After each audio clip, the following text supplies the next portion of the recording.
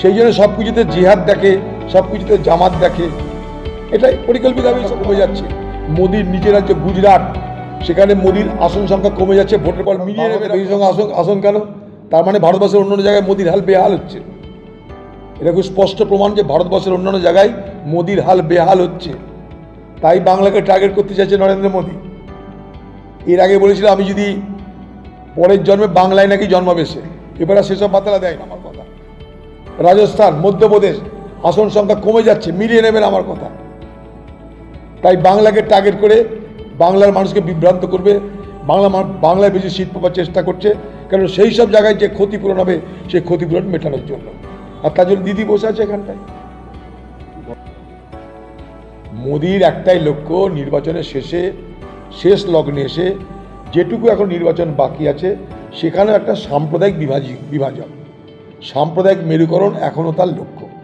সেই জন্য সব কিছুতে জিহাদ দেখে, সব কিছুতে জামাত দেখে। এটাই পরিকল্পিতভাবে এইসব কথাগুলো বলা হয়, কারণ ভোটটাকে বিভাজিত করতে হবে।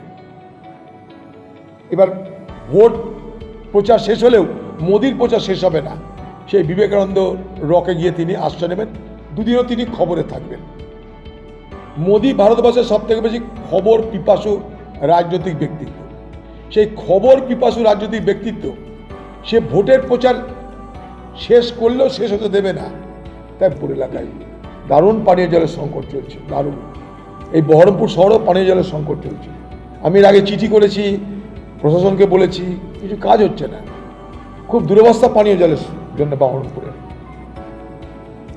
পাইপ বসানো, যে জল নেই, পাইপ দেবার নামে টাকা নেওয়া হয়েছে, জল দেওয়া হচ্ছে না। শুধু তাই নয়, বহরমপুর একটা ভয়ঙ্কর সমস্যার কথা আপনাদের বলি।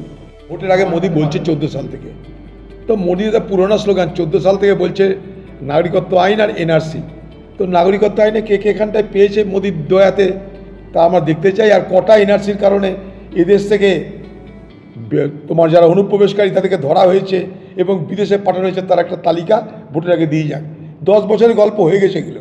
এনআরসি সব সমস্যার সমাধান করতো। তাহলে উত্তরপ্রদেশে এনআরসি চালু হয় না কেন? মোদির রাজ্যে গুজরাটে এনআরসি চালু হয় না কেন? জবাব দিক আগে।